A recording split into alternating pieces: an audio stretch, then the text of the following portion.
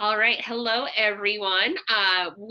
Becky and I are doing lunch with Lindsay again today. Today is Juneteenth. And yeah, Becky and I it's been like maybe almost 2 weeks since we last did a lunch with Lindsay. The last one we did was where I invited my friend Jamila to join us in conversation about all the craziness that is in this country and this world. And it was such a good conversation that in some ways I almost felt like I was good for a while. Like I thought, wow, like we covered a lot of ground. And then, I mean, and I think the other piece too is just, wow, there's just also been so much to process in our personal lives and then also at our jobs. Um, Yes. how are you doing, Becky?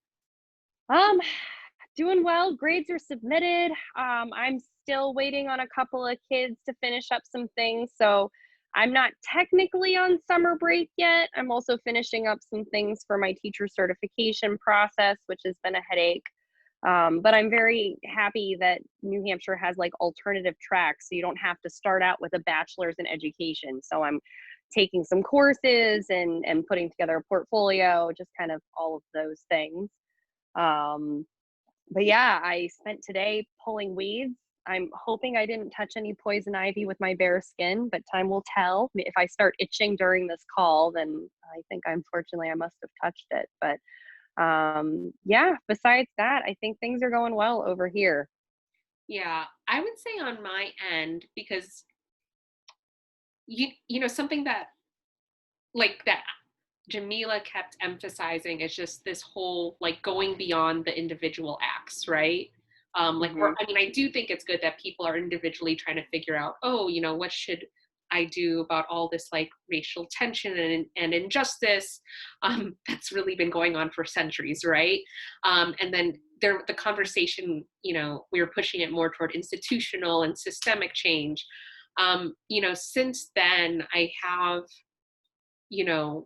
because we talked about this in the past. It's like, okay, you could go donate to this or that organization. Like my friend, her birthday is this month, so and she does this every year where she has some type of nonprofit that she wants people to donate to. So that I same always friend, thought that's such but a but great but idea. yeah, and this friend this year, and again, she's a woman who's always been paying attention to different issues like this. She focused on, you know, a nonprofit that works with Black trans people, and Hmm. so, and again, that honestly, I would have seen her do that regardless. I don't, she is a Black woman. She didn't need like recent events to be like, oh, I should pay Yeah. attention. And so, I did that, but I kept thinking, okay, beyond that, because I'm not, as much as I would love to be a philanthropist, this is about more than philanthropy. I also do not Hmm. have the income and assets of a philanthropist. And so, If only. yeah, if only that were my problem right now. But then it's also realizing that, I think we talked about this where you, Jamila, and I all realized like, oh, we've all studied international studies. But then I also think about, you know, even though a lot of my work and my volunteer work has been around global issues, how could I also focus more locally? So, no, I have, in this last week, gone to a local community. Like it was like a Be the Change meeting being run by 4 out of the 9 council members in my town. Um, Cool. and yeah, it was, I mean, obviously a lot of it was, brought on by recent incidents regarding race, but I think it was for them, for like the council members who opted into it, as well as the residents of the town, to just share their general experiences with equity. So some people, brought up, interactions with the police, education, what holidays are recognized. People have strong feelings about a local Native American mascot. And so that, that was a few nights ago. And Yeah. I think it's interesting. I've lived in this town 5 years, like more than 5 years now, more like we're getting to 5.5. And I hadn't, aside from certain issues like construction that had really angered me in the past, I hadn't been, And you went to the MBTA meeting, right? yeah, You went to those. yeah. So like if there were, if I wasn't a fan of, like, say, how they were approaching construction of the local transportation, I would go to those. But, other than those meetings, I haven't engaged too deeply with like local government here. So there, I did that. And then also, again, I think there's some local groups that are really building within the last few weeks. And it's just interesting because I think people are getting a sense that, oh, we need to do something beyond individual acts. How do we Mhm. come together as a community? How do we come together as a society? And when people ask me, oh, what was discussed in that meeting? What came out of it? And I just don't think it's always easy right away to state what the outcomes are, because a lot of this is still so exploratory. And then, fast forward to today, part of the reason, so, Becky and I were supposed to meet at noon, but then it went a few minutes over because I attended not all, but like most, like I would say of a 1 hour event at my workplace. Because, I had a previous meeting that kept me a little late, but I spent like about 45 minutes of an hour long session just well, not really speaking, but listening to a community discussion about Mhm. Juneteenth. Like, I think some of it was, you know, leaders at the organization providing information, but then also trying to solicit feedback on how do we move forward as an institution, as an So employer. wasn't an outside organization that came to do the presentation, or was it organic from within your institution? It's organic. So, so for people who aren't as familiar with me, I work at a university. But, I think whether you work at a university or not, I think a lot of large companies will have some version of a diversity, equity, and inclusion office. Um, Which this and always makes, whenever I think about these things, I think about the episode of The Office, Diversity Day. It's one of the early I know episodes, which and one you're talking about. if Yep. anyone hasn't seen that episode, it is fantastic. So definitely worth a look. No, it is. Yeah, that's one of those episodes that I knew about even before I started watching The Office, because people like to talk about it. But yeah, I mean, I could tell you that um, so I think it's, well, again, because I'm at a university, it was, it gets moderated by a few different people from that office that work with diversity, equity, and inclusion. And then Mhm. also, certain faculty members and other staff, deans, other staff members who might, I think different leaders, are the president-elect, they were invited to also share some of their comments. And again, it wasn't necessarily because people had these cooked up presentations, but it was Yeah, I was just, wondering, is it like researchers presenting any of their findings, or people just I I think it's being approached as a dialogue, right? okay. So when I was looking at my Zoom session, there were like 4 pages worth of people, staff and Wow. faculty, and most of them have their cameras turned off, right? But Yeah. they're really just like, for 1 hour, like, and people came and went, maybe depending on their work schedules, but just really like listening to it was more that certain, like, you could tell different speakers might have had different short speeches, but it was also, questions to prompt, like, you know prompt the leaders who were present to share some of their insights into what comes next. But then it's not also just high level, leaders. I do think there were chances where other staff members, if they wanted to, could provide feedback. And it wasn't always going to be, just because of how large the session was, it wasn't necessarily going to Mhm. be, oh, that someone like, say, myself was going to speak. I think when they were inviting more people to answer a question, it was, oh, like, utilizing the chat box. Mhm. The idea is that, when they were asking questions about what it means to move next with like anti-racism, with equity, people could provide those answers in the chat box. They would like collect that feedback. And then, again, I think it's figuring out who, obviously the diversity, equity, and inclusion leads that, but it can't all come from them. So I'm also curious to see who will be there, who, how do they then like partner with other offices, and Yeah. and so, yeah, I mean, and it's not just, and again, it's not just because, oh, I work at a university. I actually, this morning, I got like text, I'm reading it now, from a friend who works, she's in the corporate world. Uh, she says she's in retail. And she said, our company is recognizing Juneteenth today, in a meeting now about it. And then, before I met with you, I just thought, okay, that's interesting.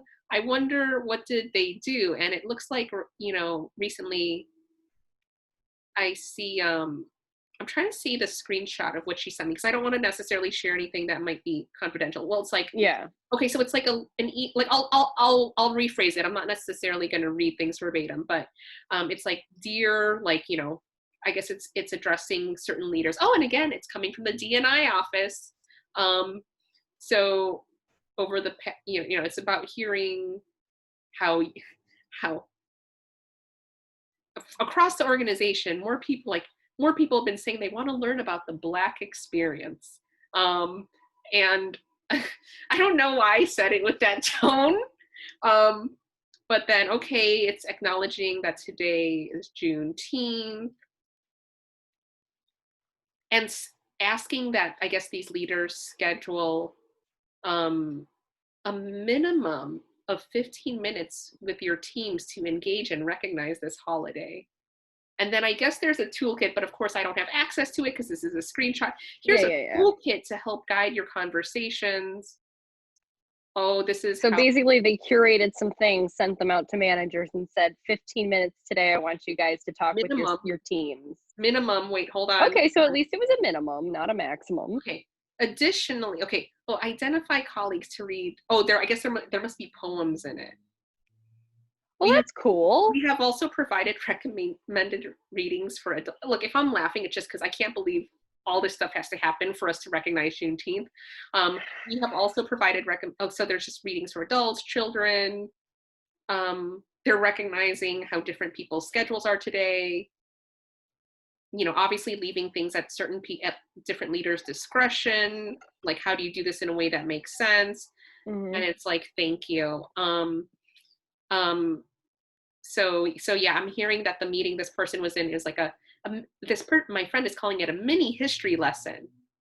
So I'm wondering if they gave the managers any training, or if there was a meeting of the managers to prep them, because like, I know that I tried to like awkwardly lead a group of middle schoolers through trying to understand socioeconomic inequality and the intergenerational transfer of poverty.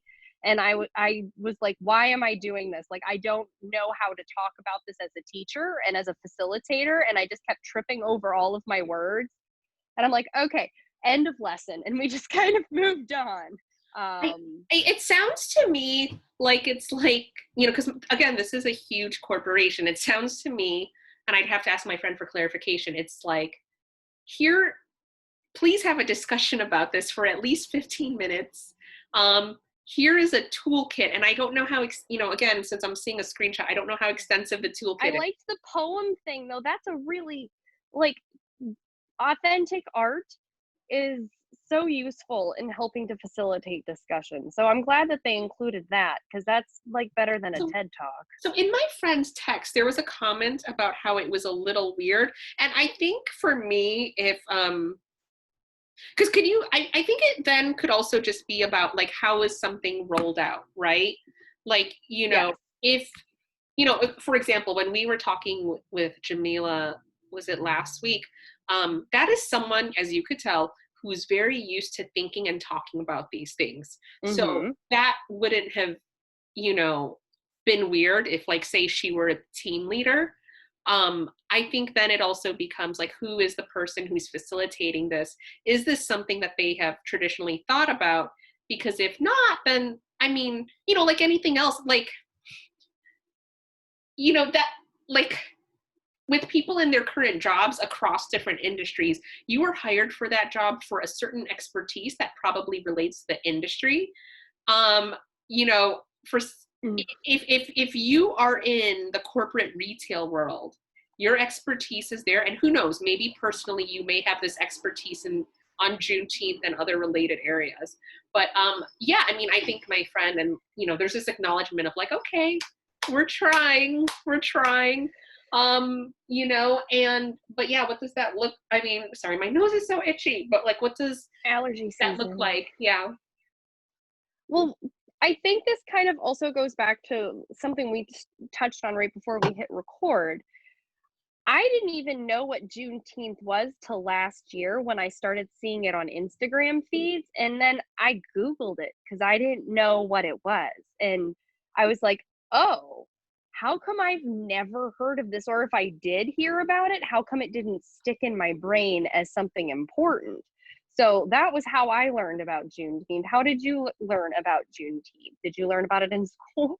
No. So, okay, let me give you a little bit of background. So I grew up pre-K, I went to a Lutheran school. K through 8, I went to the same Christian school. Um, if you ask me what did I learn about history through my K through 8 years, I mean, that's a blur to me, quite frankly. But I mean, and this isn't so much related to Juneteenth, but I remember being fed the version of how the Pilgrims and Indians, quote unquote, like befriended each other, which you and I know is like false. And then, of course, one of my high school history teachers had to, kill whatever that image was for myself and other people in my class. And by the way, when I was in high school, I was on the accelerated and AP track. So, freshman year, I was like in an accelerated world cultures class. AP European history, please do not ask me about AP European history. It again was a blur. Lots of kings and queens. Then AP US history junior year, then AP government senior year. So with AP US history, I do remember just that idea of like we really glossed over, like if we're talking about, the history of like different like marginalized and minoritized groups. I remember we more or less glossed over Native American history, and that's actually what I was excited about, or in one of the areas I was interested in. And the rationale was like, okay, well, on the AP test, that isn't really covered, so why should we focus on it? Because again, it's teaching to the test. And then I actually remember being in that class, being the most fascinated with the civil rights era, but then I want to say, I think I remember again because the teacher was focusing on the AP history class or the AP history test. The focus then became on, I remember when we talked about the era, I remember this in my notebook. I had to write on the 50s, 60s, 70s. It was like very bam, bam, bam, all in one day. And, usually our teacher tried to engage us in more discussion. It's funny, like she engaged us in discussion about the eras that I did not care as much about, but her rationale for like focusing on those earlier eras was because that's what the AP US history test found important. And then I remember the same thing for my teacher certification test in history. So when I took the MTEL for history in Massachusetts, there were, I think, maybe 3 or 4 questions about Native American peoples, and all it was like geography, like where did most of this tribe live, and then what did their houses look like. Like I remember I had to remember like who had wigwams and who was in like rock structures. That was like the depth to which I needed. Oh, and who allied with who, or who aligned with who. So like the Iroquois, who did they align with, and who did the Hudson River people, that was on the test. Most of it though was this European history stuff. There was some like Asian history and like I don't think there's anything about African history. I want to know what part of Asia, because it's probably not the part of Asia my family comes from. So I needed to know the different Chinese dynasties. That was important. Asian. I knew Chinese would be in there, right? Yeah, and I think there was a little bit about like the Pacific Wars, but I don't remember any. There may have been a couple of things about, like there were questions about like what's the dominant religion of this country and stuff like that, but I was very nervous about there being a chunk of early American history, because there was like, it was part of the explanation, like this will be covered. And then when I looked at the study guide, I'm like, oh, this is like, what kind of house do they have? What area of the country? Like, that wasn't scary, but I thought it was going to get into like, the leaders of the different groups and the uprisings. And so that's what I was going to prepare for. And then like, oh, Mm. house. And I Okay. Very basic physical history. We're not going to get any real impactful history. who needs to learn about the social history? But no, I mean, I do remember when I was talking to one of my freshman year college roommates.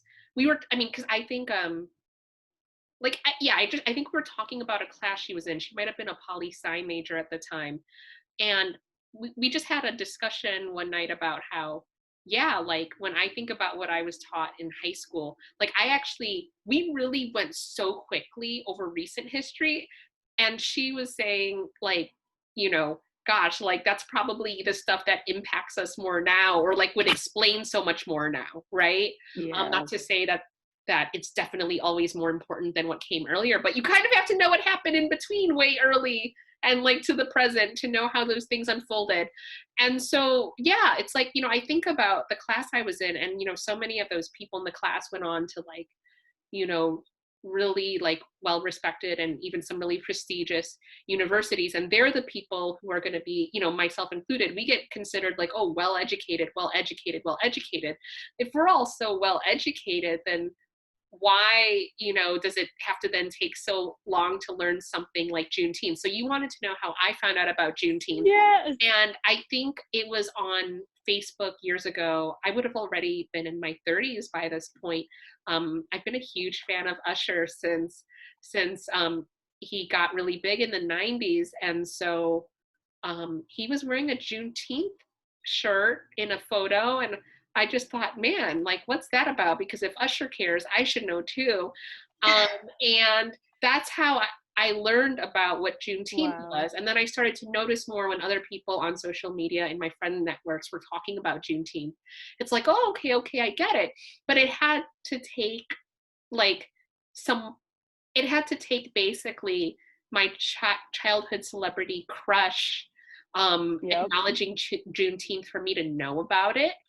Yeah, And that's why it's yeah, important for everyone to use their platforms, because Usher has one heck of a platform, and I'm sure you're not the only Usher fan who looked up Juneteenth because of that shirt. well, I mean, hey, he did a service that I did not. He provided an educational service that no one in my she's like, actually, I was going to say K-12, but if you think about it, I was in school from pre-kindergarten to the senior year of my college years. Even after that, like I took a break from school, took a couple classes at a local university, and then I went on to get a master's program. I went on to get a master's degree in higher education. And I was someone who was mindful about taking classes where I got to learn about like more racial, ethnic immigration history in the US. Hmm. No one, no one's ever mentioned Juneteenth, you know? Um, and I feel like it's something where I would have paid attention. So Yeah. yeah, just think about it. We, like, if people are like, and I think for the people who knew about it from a young age, it probably wasn't through their formal schooling. It probably was through informal education. And so this brings up a point that, again, this is a safe space and we're modeling having these awkward conversations. So anyone watching that goes, oh my God, but these are honest questions that I have as someone who is not well versed in this stuff at all. Um, if I, as a white person, want to celebrate Juneteenth, because that's what I'm hearing, like go celebrate Juneteenth by like buying books written by Black authors or donating money to Black organizations and things like that. Is there any way that I can like publicly announce it? Like, if I would put out a Juneteenth flag, like, is that a thing that happens to raise awareness? Like, we do this for other types of events. Like, wouldn't it be kind of cool if, like, all across America, we all physically celebrated in some way. I don't know, but is that something that's done I mean, or could be done, or is it in really bad taste? I don't know. I will not speak as an authority. Like, that's the thing about these conversations. They're candid, and when I don't know, I will say I don't know. I mean, I could only say, like, okay, for example, so, like, you know, like, I don't know, like, it, like, okay, this is a weird year. Weird understatement. I think because of the events of recent weeks, I think what it means to celebrate Juneteenth might feel weird for people because it's like, oh crap, this was a holiday that either I just learned about and now I'm being asked to celebrate it in a corporate meeting, or acknowledge it, I think might be a better word sometimes. Or even like for someone like myself, like who may have known about it for quite a few years. I mean, I think it, like in the past, it's like, okay, here, I'm going to share this article or this Usher photo or Yeah. celebrating Juneteenth. But, you know, for me, it also just felt like beyond that, there was never a social context. I do know though that, like, you know, because I've been on mailing lists for museums, so I know in the past, like for a couple of the museums I've been on, they may acknowledge Juneteenth, but for one reason or Mhm. another, I didn't attend the event. You know, who knows? But yeah, I just, you know, Yeah, I don't know. It's just something I was thinking about. Like, it's a holiday. It's a very, very, very important historical moment in the United States. mhm, Um, and we celebrate other important monumental things. But I mean, like, for example, like Labor Day, like World Labor Day. I'm talking about May 5th, not, or May 2nd or May 1st. When is it? Is May 1st? I wait, think it's May Labor? 1st No, or no, May. no. Memorial Day, and then there's Labor Day at the beginning of September. Well, I'm talking about the International Labor Day because you know Oh, how the US oh, May doesn't 1st? celebrate Labor Day with the rest of the world. It's like May 1st or something like Because that. International Workers' Day. that's usually when they do like, yeah, yeah. I think Yeah, it's one of those days. But like the way that you celebrate is just being very mindful of workers' rights and all of that. So I feel like that makes more sense, but it's like I don't know, I would just a random thing and then I found out there was a flag and I'm like, "Huh, if I hang a flag, is that weird and tacky?" It feels performative.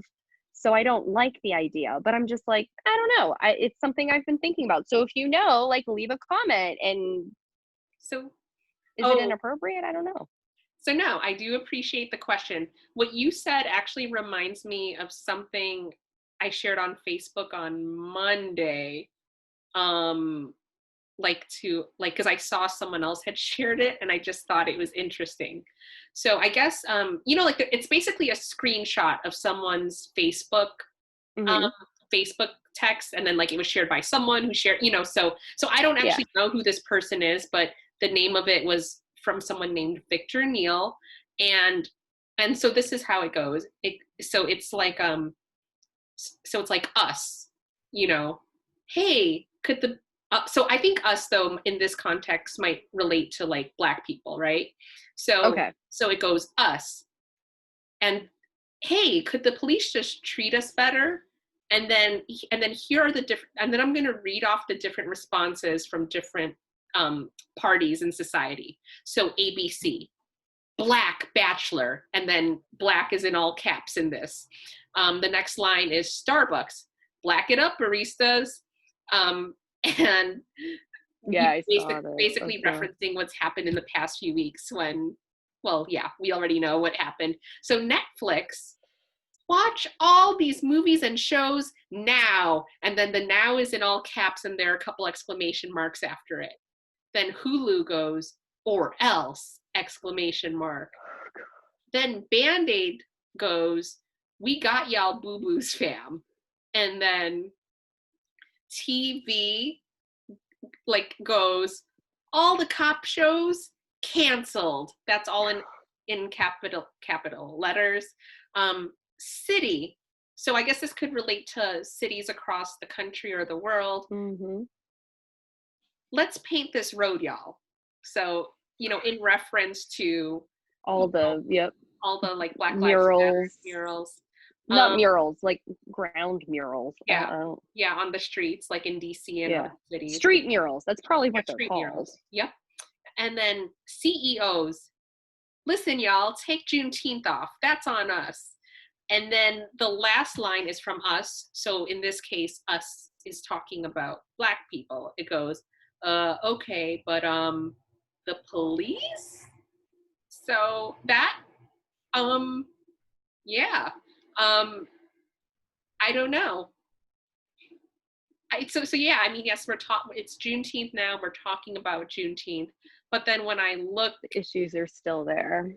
look at that, I mean, it could, I don't know, is it a both and thing? Like, okay, yay, people are Yeah. finally getting, as my friend called it, a mini history lesson on like on stuff that we apparently didn't get, Yeah. growing up, because again, I also bring up the fact that I was in AP US history, not because, oh my gosh, I love that class, but if that's how people who are considered on the fast track, the like highly educated college ready track of education are being taught, then what does it mean to be well educated here? That actually brings up a really good point in an area that I could have an impact is thinking about our AP Spanish curriculum or the Spanish curriculum as a whole. I'm thinking about ways of incorporating more authentic Black voices from across Latin America and Spain into, and Latinos as well, into the curriculum and more authentic everything I didn't do a whole lot of that last year, which I felt kind of bad about, not bringing in like poems and things like that.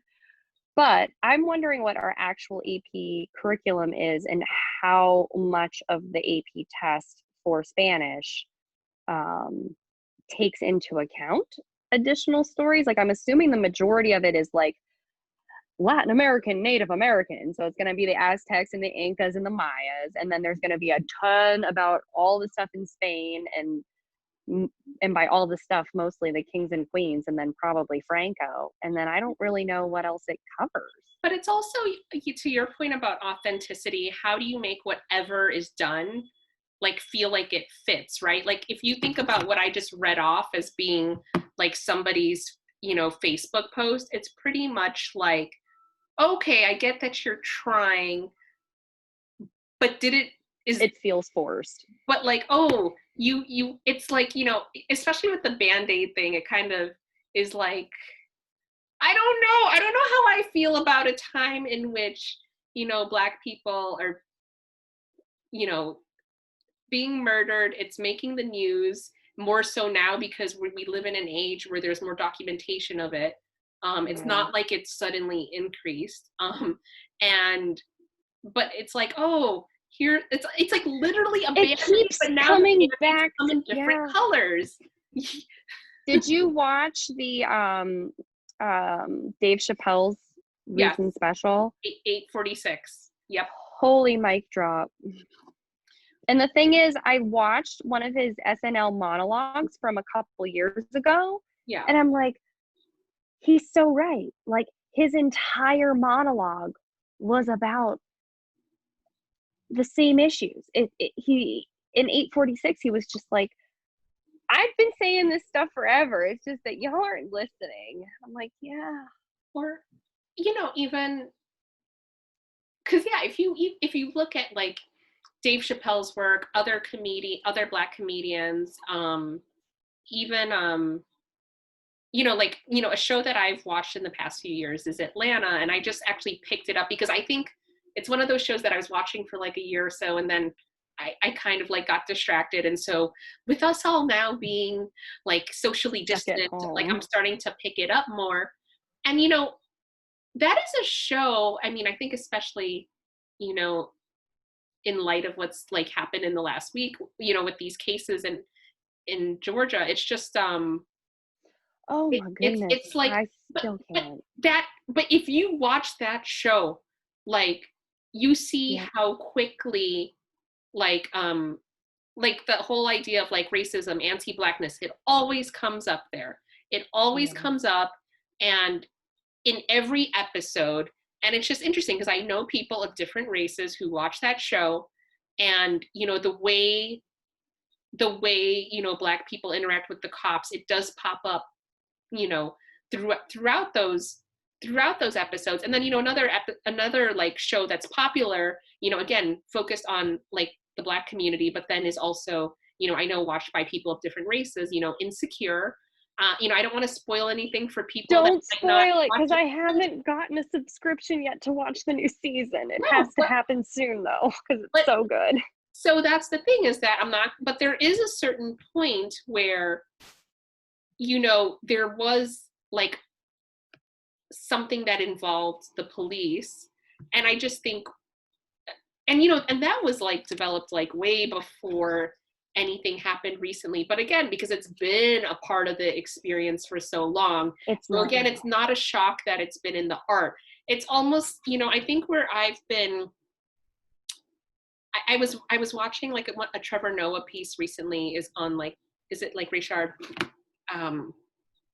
like I'm trying to see like I when can't did that remember what his exactly name is, which happen? is terrible. Richard At Brooks. the Um, Yes. and that was in Atlanta, right? Yeah, that was Yeah, in Atlanta. Sorry, he there's was just sleeping in the drive-through. so many stories that they're kind of all blending at a certain point, and Which is that's exactly the problem, though, because then it becomes a faceless situation, and that's why the whole say her name, say his name, because it's now becoming this, which Black person are you talking about that got murdered recently by the cops? And that's disgusting. And yeah, I don't know. yeah. And so no, he was talking about, I guess, just like how Trevor Noah was talking about how, okay, like there is progress being made, like more people are reading these books on anti-racism, are like making it to the top of bestseller lists, and like, these Confederate statues are finally coming down, and not just in the US but around the world. In the UK, like, what was it, a slave trader statue came down. And so I don't know. I think there's just always the, oh yay, it's progress, but it's like, okay, still But not still, enough. we need to talk. Yeah, and okay, so I can't remember his name, and this whole time you've been talking, I've been trying to remember his name, but I can't remember. The UFC guy who has a really popular podcast. I am not the person to ask. Oh my gosh, what is his name? Anyway, he just recently had an episode, and he very problematic relationship with this podcast, but my partner loves it, and so when it's on, we listen to it. And it's interesting for me because he has very different views than I do. Not my husband. I'm talking about the guy who runs the podcast, whose name I can't remember right now. And he and Jocko, who is one of the guys that he talks with a lot on his show, who's ex-Marine, I think. He's ex-military for sure. But they talked a lot about Black Lives Matter, the demonstrations, police shootings, defund the police. And I don't agree. Like, a lot of it really got me riled up. And I just went, Becky, it's really important for you to listen to this conversation, because this is what other intellectual people are talking about. Like, these are the other people who are pushing these thoughts into the world. They are making the media that lots of people are listening to. And so this validates how a lot of people feel. And I don't know how a lot of other people feel about things, because I also have created like a vortex, because self-preservation. But some of their arguments were very interesting, specifically around police training, specifically around the fact that police don't get regular training. And so the fight or flight thing comes into play. And when you're constantly putting yourself in situations where your life could potentially be at risk. And it was the side of the Blue Lives Matter argument that I haven't listened to, because I just go, stop talking. I don't want to listen to you anymore. But I listened. And I think that it was a very informative thing for me, because I don't know what type of training that cops get. And comparing military training to cop training, all of those kinds of things. So it was an interesting listen. So I encourage you to check it out if you want to kind of hear kind of that other perspective. There's a lot of stuff I didn't like, and a lot of, talking about how this is ridiculous and people are too politically sensitive and oh my God. But I never thought about the very limited training police get, and that's a huge issue. And then their argument was, if you defund the police, how can we increase police training? And I say, you take away their tanks. Well, because I think the idea is that then it gets reallocated to like other community services. Yes. Or, you know, like for example, some people have said like wellness checks. Does that really, is that Oh yeah. really going If to a cop? I if I read an email from a student that gives me any impression that that student is either suicidal or in an unsafe situation, I am obligated by the law. I don't know if you're a mandated reporter because you're in higher ed, but I'm a mandated reporter. So I immediately have to follow a specific chain of command that ultimately lands with the police department. And then the police go to this student's house. So if they say something saying that they are really, really, really depressed and that they've been thinking about hurting themselves, or that, you know, if any of that stuff comes out or anything that sounds potentially nerve wracking, a cop shows up at their door. Yeah. That shouldn't be a cop's job. But I understand why people think a cop should do it, because what if they get into a dangerous situation and the cop will have a gun? But does it need to be a cop? I don't know, because I understand that protection side of the argument. Should it be a cop and a social worker? But It's, it's it's interesting. I mean, you know, I think, because isn't that what they, well, I have this question and then I also have a more of a comment, but isn't, because they did start defunding, is it in Minnesota or specifically Minneapolis, right? Minneapolis. See, I'm Yeah, speaking yeah, in you know, Spanish. I understand, I understand, yeah. My brain.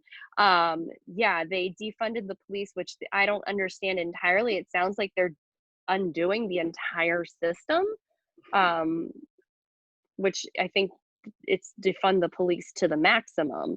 But I think overall people are saying it's not, well, no, there's a huge contingent of people that want to abolish the police as well. But I think reallocating funds is the bigger part of the defund the police movement. But I do believe Minneapolis actually removed their entire police force, or is in the process of. Or like, I was just trying to look up stuff. Yeah, I mean, so yeah, I guess I don't want to like speed it up too much, but then something that yeah, I mean, it's not just there, but then I think also I'm seeing articles on it across the country, how they are starting to engage with that discussion. Is that an option? Something though I also wanted to say, and I think I might have like shared this with you in a phone call or a text, but you know, my sister lives in the UK and explained to me that Yes, officers this is there don't have fascinating. guns. And so here's the thing, some people, like a few people I know knew this. I didn't know. And I just remember when she texted that to me, I mean, because look, racism is everywhere, right? Like I know people joke about moving to Canada or some other country. Racism is everywhere. Anti-blackness is in so many places. But I just remember being one of my first reactions was, gosh, if they don't have a gun, then where does their authority come from? And it's like, oh wait, you know, like they're actually other countries that operate like this too. But you know, and it's funny, even though I'm someone who's tried to have a global mindset over the years, I've never thought as granularly as like, oh, like which police where have guns, and for other ones that don't, like what do they use instead, and what's their interaction like with people in general. So I Yeah. mean, I don't know, I mean, are we like, you know, I don't know if I see right now that like police departments in the US going to that type of change. But it's just interesting that for me, as like as well educated as I like to believe I am, I just never considered what then could that relationship look like when Yeah. guns aren't in the picture. I'm not saying we should or Yeah. shouldn't do that. I'm just saying, Well, in this podcast with this UFC guy, he and his guest were talking about how now that they're abolishing the police in Minneapolis, that all the gangsters are going to go there, and all the law breaking people, like anyone who wants to commit a crime, that's where they're going to go. And their whole argument is now that it's going to become a lawless place of violence. And I'm like, isn't it kind of already? But I don't know. Like, that's the issue, is that the police have such a bad history of violence towards people of color that we need to take down the entire system, because it is a violent place for a specific group of people that continue to be targeted over and over and over. So it was just one of those arguments where I was like, but that's, I understand where you're going with this argument, because it's going to get you shock value and more shares. It's a great tweet, but the ultimate thing is we're trying to change the system that is inherently violent for one group of people, and we have to think out of the box. And I don't know how we get all of America to listen to cops that just carry a baton. Do they have batons in the UK? I think if anything, it might be a baton. But even my sister told me that, you know, Down. the UK, well, because, you know, you could still be violent with a baton, but not on the same level that you, like, it doesn't have the same type of impact that, say, a gun would have. Or my sister also explained that in the UK, you can't have something like mace, because it means that if you bought it, there's an intention to harm someone, even if it is self-defense. And you know, when I was younger, my dad gave me like mace. I don't know what the heck happened to it, but honestly, like I'm also just so short, dude. Like, I'm trying to think about what it would have been like to like spray mace at someone who's like a foot taller than I am. It would all rain back down on you. I mean, so that's just the thing. And I you know, that's also why, like, when I was in my early 20s, you know, when I went to a club in Chicago, they purposely, like, the club confiscated it from me. I had to get it later, but they purposely confiscated it because they're like, oh no, you know, we can't, like, even if it were self-defense, they just knew how much it could, like, really cause trouble in that club. And oh, and of course it was a night that it was the night specifically geared toward Black people. Like, I was there because a friend invited me to her birthday party there. That's interesting about the mace thing, though, because in Tennessee, and I think here in New Hampshire too, I'm pretty positive here in New Hampshire, you can walk right on into a bar with a gun. The bar has the right to say no gun, but you can walk in with a gun. You can literally have a gun on your hip when you walk into a bar. And where you were going to go dancing, they were worried about your mace, which is a whole lot less harmful than a gun. But you know what's interesting? Because actually when I was talking about this, I didn't exactly have the dynamics of that encounter in mind. But yeah, like, I knew I was going to go to a friend's birthday party. I knew it was going to be at some club in downtown, but I didn't realize, like, in retrospect, I think I should have known, just knowing my friend, because she is a Black woman, and I knew the types of places she would go. And so, like, it didn't occur to me, like, to... Had you taken mace to other bars before? Yes. So here's the thing. Oh. So this is what I was going to say, is that I was, like, annoyed that it was taken from me, because obviously it was given to me by my dad for other reasons. But then one of my friends who was in the group that night, this would have been back in maybe, say, like 2007 or so. Yeah, it would have been, I think, 2007. She was saying, I think she felt bad for me, so she offered to come with me to go talk to the bouncer and to just explain my situation. And then he did give me back the mace, and he said, oh, you know, by the way, I will give this back to you, but it's because I understand that you didn't know where you were coming tonight. And I said, you know, what do you mean? He's like, you didn't know that this was a night that, like, I can't remember what he said verbatim, but he knew that this was a night that was, like, mainly geared toward Black people, and that I was, like, one of, like, 3 Asians he had seen come to the bar on this night, like, in the whole time. I don't know how long he was working there, and the whole time he was working. And he's like, oh yeah, even with one of the other Asian guys, though, he knew someone here. So he was pretty much saying, like, that, oh, he's going to give it back to me because I didn't know. And oh, and he also just wanted to tell me how fine he thought I was, la, la, la. But yeah, because he knew that, you know, as someone who's not Black, like I didn't realize that something like that would be That's confiscated from me. yeah, that is a situation in which mace is considered not permitted to be had, and you're going to be searched for it and confiscated, but you can go into different bars, and even if they find it, they won't do anything. So it's just Well, but the truth is that like, he was also like stating this too, is that, it's on this particular night, right? So if I had gone to that bar on another night where it might not have been specifically targeted oh, toward Black it gets people, the plot's even thicker.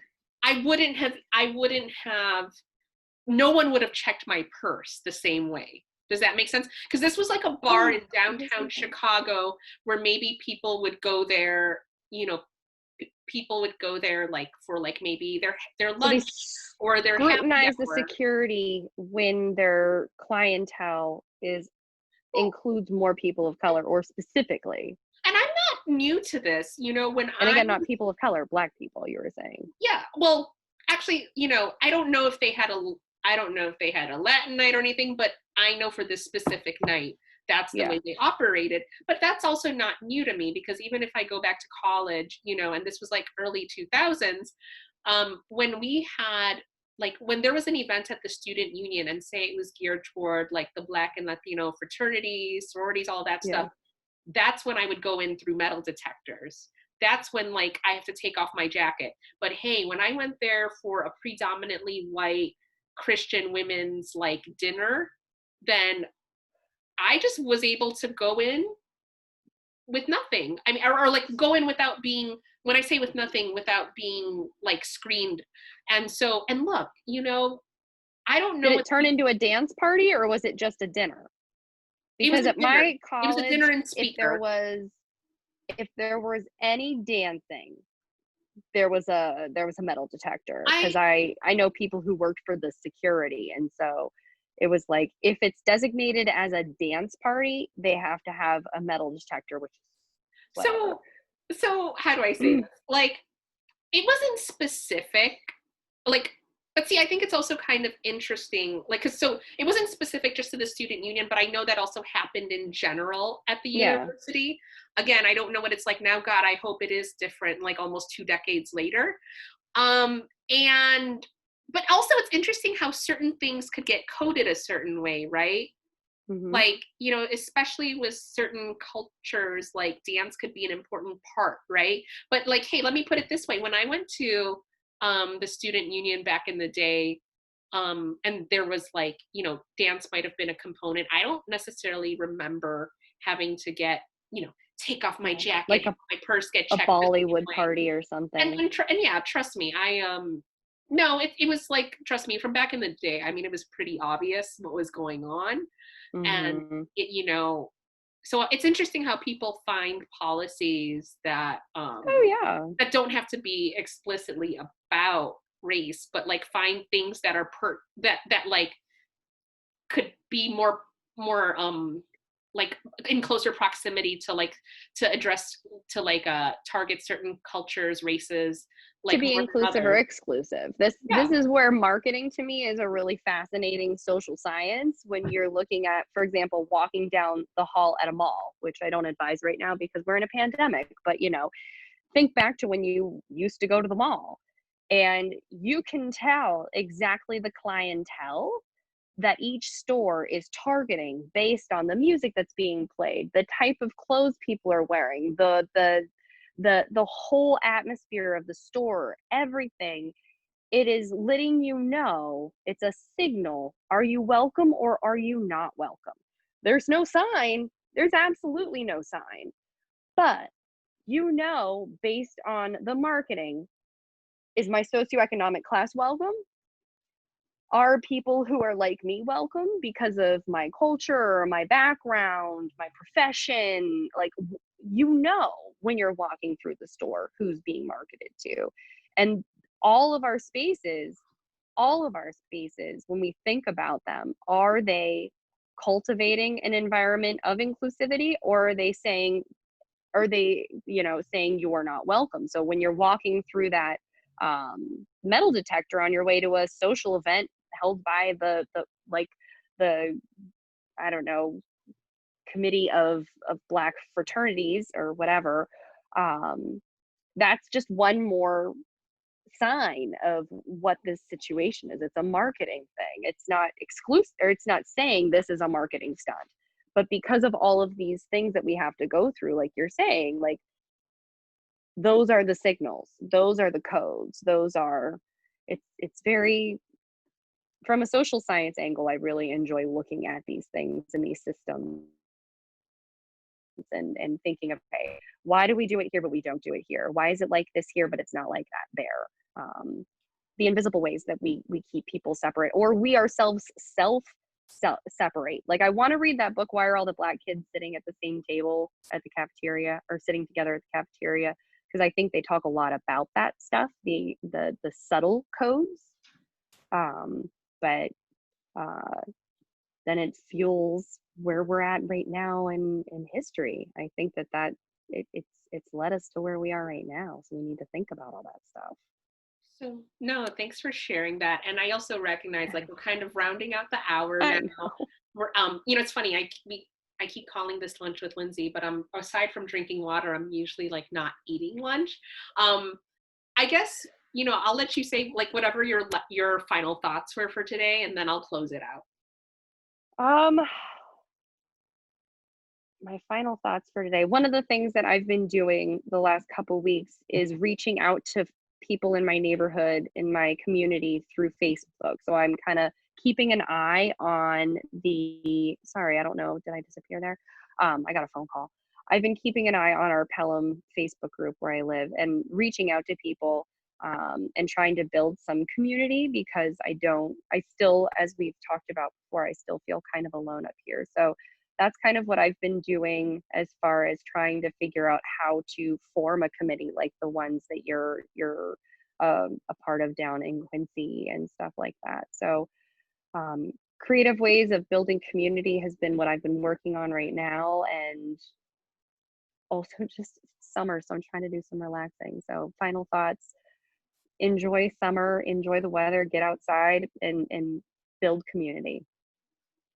That's my thing for today, I guess. Yeah. No. Build community.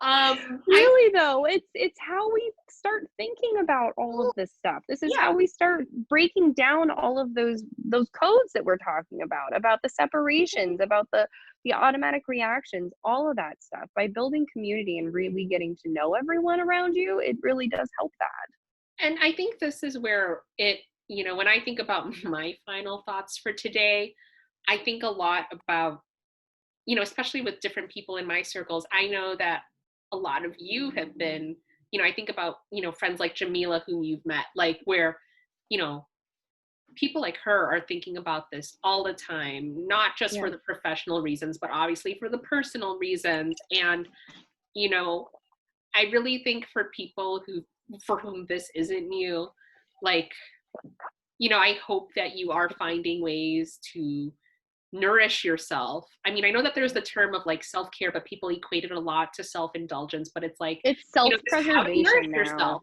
Like, how do you nourish yourself? And um, yeah, I mean, it's also figuring out, you bring up the point about community building, and it's interesting because I think, I'm someone who's worked or volunteered in different like community service type settings. And I'm also thinking about what does it mean like how do you how do you advance equity and anti-racism in ways where it feels like more than an extracurricular activity. um Hmm. like how is it something where it's just who you are, and you're not someone who, like, how do I, like, so if I'm to speak in I statements, how could I, even though I think I'm in good shape, I mean, everyone could always improve. Like, we're all lifelong learners in this area, clearly. Hmm. Like, how can I not just, you know, like, think and do, like, how can I actually be in a way that doesn't have to require a particular occupation, a particular, affiliation with a committee. I mean, yeah, these things help, but it Hmm. does have to be something more ingrained, and I would even say spiritual, that goes like where actions are important, but it's also just like in here. It's so inherent. Yeah. And that's where the community comes in, I think, because it's so important, as you were saying, to nourish yourself and to take care of yourself. And I think by surrounding yourself with people who are engaging in this work because they're passionate and they truly want a better world, because we need a better system. But surrounding yourself with others helps you to realize that I can take a little bit of time off for me because I haven't been taking my meds regularly, for example, because I've been so distracted. And consequently, my emotions have been like this because I'm not regulated right now, right? Yeah. And it's because all of a sudden I fell into the hole and was like, I need to do all the things right now. And when I am engaging in these conversations with you and with my other friends, I'm like, okay, so we're all raising consciousness. Like even like my extended family, we're having these conversations now. And I'm like, okay, so I can take a deep breath because the community's doing the work too. It's not just me, and we're all in this together because we all want to be better, you know? So I think it comes back to community when you want to live it. It's having that proof that everyone around you is doing the work too is really helpful. Yeah. I mean, and I would also just say, yeah, for me, it's not just how do I think, what do I do, like, how do I actually want to be in this world? And I think also for people out there, I know, like, I have some of these friends in my circles where they are in situations where they're isolated, not even like it might, and this will be like my final thing is where, Yeah. for people, especially out there who are isolated because of maybe the physical and social distancing, I really do hope that you are finding ways to connect with others, whether it's one person or 10 or 20, because I do know that between the public health concerns, by that I mean both COVID and racism, this can be Mhm. very, very much an isolating time. And I hope that, you are able to find someone to have these meaningful, Yeah. candid conversations with. And I really hope you have that today, this weekend, and beyond. Take care. Bye bye.